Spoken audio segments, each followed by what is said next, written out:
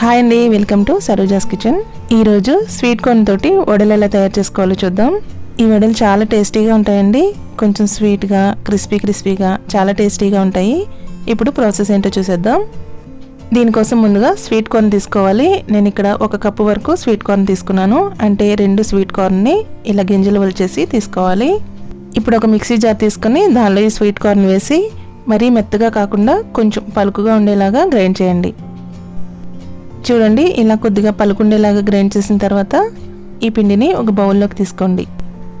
ఈ పిండితో ఇలానే మనం డైరెక్ట్గా వడలేస్తే రావు కాబట్టి 1 పావు కప్పు శనగపిండి, 1 పావు కప్పు వరకు బియ్యం పిండి యాడ్ చేయండి.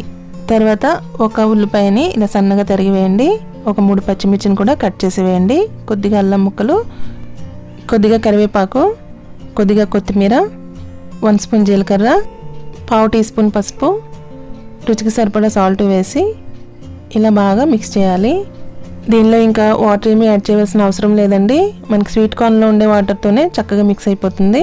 ఇలా పిండి కలిపేటప్పుడు మీకు పిండి ఇంకా లూజ్గా ఉందనిపిస్తే ఇంకొంచెం బియ్యం పిండి కానీ శనగపిండి కానీ యాడ్ చేసి కలపండి. చూడండి, మనం రౌండ్గా ఇలా బాల్లా చేసి మనకి వడలాగా రావాలన్నమాట. ఈ విధంగా కలుపుకోండి. ఇప్పుడు డీప్ ఫ్రై కోసం ఆయిల్ వేడి చేస్తూ మనం ఈ విధంగా వడల్లాగా రెడీ చేసుకుని ఫ్రై చేయాలి. ఇలానే మనం మన ప్యాన్కి సరిపడినన్ని వడల్ని ఫ్రై చేసుకోవచ్చు.